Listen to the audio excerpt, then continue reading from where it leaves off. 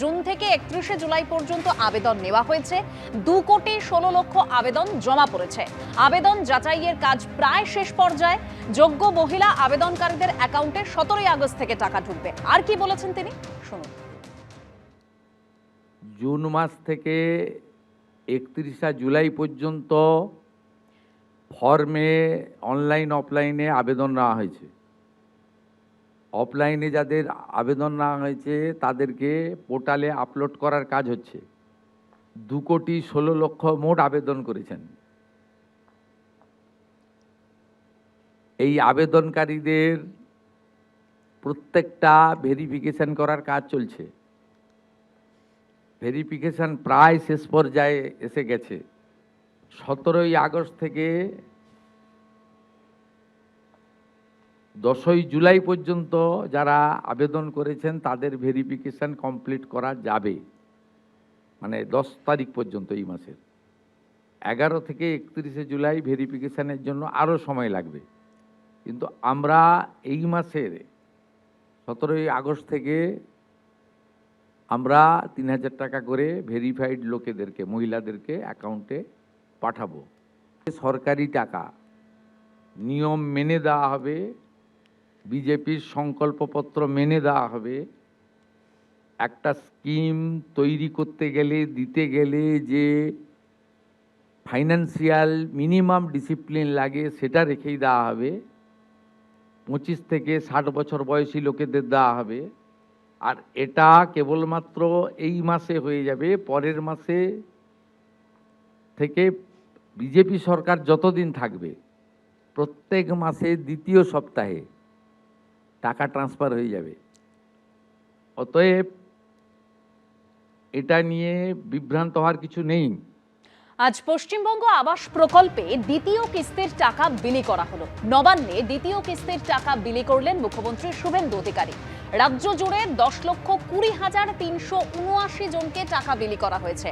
আমরা অযোগ্য অনুপ্রবেশকারীদের টাকা দেব না, আমরা বিকশিত পশ্চিমবঙ্গের লক্ষ্যে এগোচ্ছি।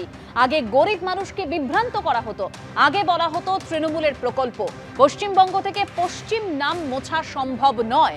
বাংলার বাড়ির নাম বদলে পশ্চিমবঙ্গ আবাস প্রকল্প হলো। আমরা মন্ত্রিসভা বসে ঠিক করেছি যে পশ্চিমবঙ্গ নামটার ব্যাপক একটা ঐতিহ্য লুকিয়ে রয়েছে। কারণ বিভীষিকাময় দেশভাগ যেদিন হয়েছিল 1947-এ, সেদিন আমাদেরকে পাকিস্তানে নিয়ে যাওয়ার চক্রান্ত হয়েছিল, পূর্ব পাকিস্তানে। সেদিন ডক্টর শ্যামাপ্রসাদ মুখার্জির নেতৃত্বে পূর্ব পাকিস্তান দ্বিখণ্ডিত হয় পশ্চিমবঙ্গ আইনসভায় 58-21 ভোটে, এবং তার ফলেই পশ্চিমবঙ্গ সৃষ্টি হয়েছে।